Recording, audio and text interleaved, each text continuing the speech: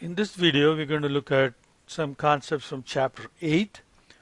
But before that, we're going to begin with what is called sampling distribution. And this topic is covered in chapter 7. We're not going to work problems out from this chapter 7. Therefore, I have not included chapter 7 in the list. But let's look at this concept alone.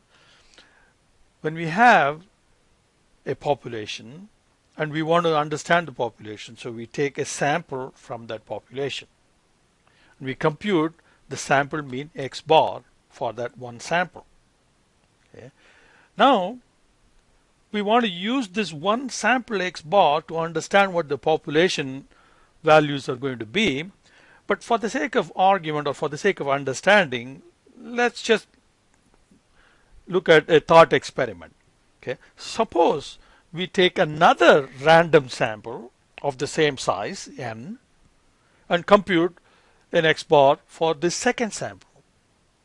So now we have one X bar, then we have another second X bar, samples taken from the same population. Now go ahead and take one more and compute X bar, and then take another one, and then take another one, and then take another one. So if you keep on doing this, you can actually, if the population is infinite, then the number of X bars that you can possibly theoretically have is also infinite. As it turns out that even if the population is finite, the number of different samples that you could possibly take is really a large number. So now, from that one population, in our thought experiment, now we have another population with all X bars. This population contains X bars of all the different samples taken from that population, all of the same size. Now, what is the probability distribution of this population of X bars? And that is what is called sampling distribution. It is the sampling distribution of a population of X bars. And if you have such a population of X bars, then we can prove theoretically that this population's mean, that is expected value of X bar, will be the same mean as the original population from which these samples were taken. So this population will also have the same mean mu. But what about standard deviation? Well, it turns out the standard deviation of this population will be a lot smaller. It will be the standard deviation of the original population divided by the square root of n. So this new population in our thought experiment, okay, has a distribution with the mean of mu, and standard deviation is sigma over square root of n. But what about the probability distribution?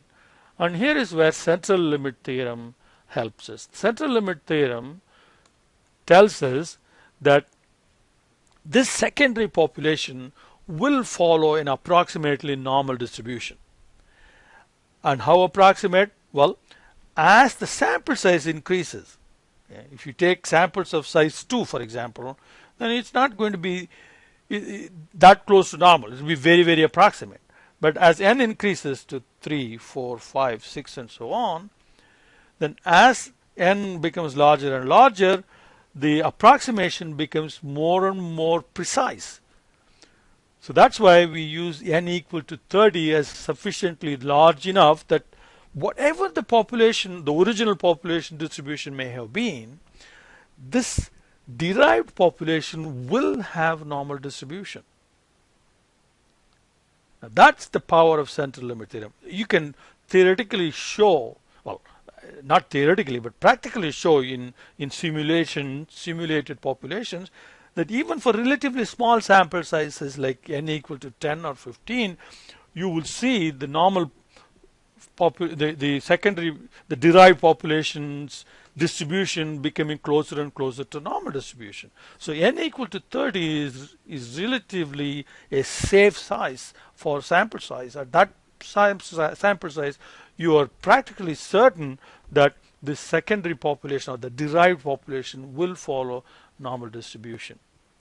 So here is the sampling distribution of X bar, okay, which will be normally distributed with mean of mu and the standard deviation equal to sigma over square root of n.